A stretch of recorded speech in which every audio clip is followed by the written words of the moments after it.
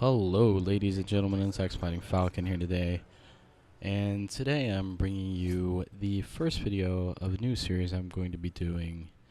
And in this series, I will be playing free for all, and I will be using pretty much all of the primary weapons, and then I may try the secondaries, but it depends on how successful this series is. And this is the first episode anyways, and I'm starting out with an MP5K, which is an SMG. It is unlocked straight from the start, level 1, just like the UMP45.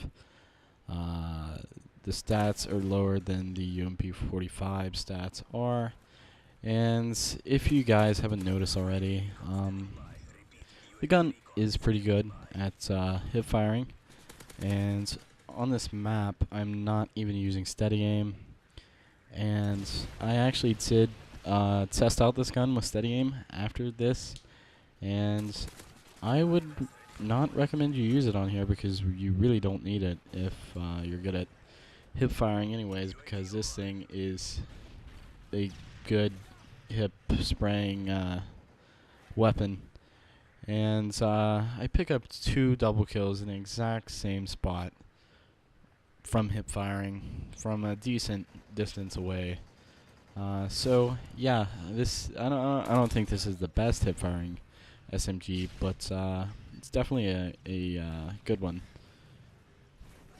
I would probably rate this third after the PP90 and the P90 for hip firing.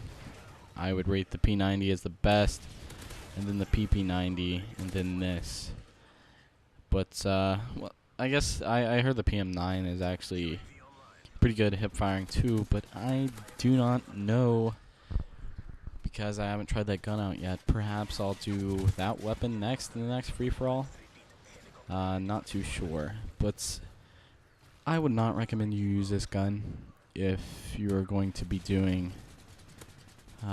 any long range combat at all.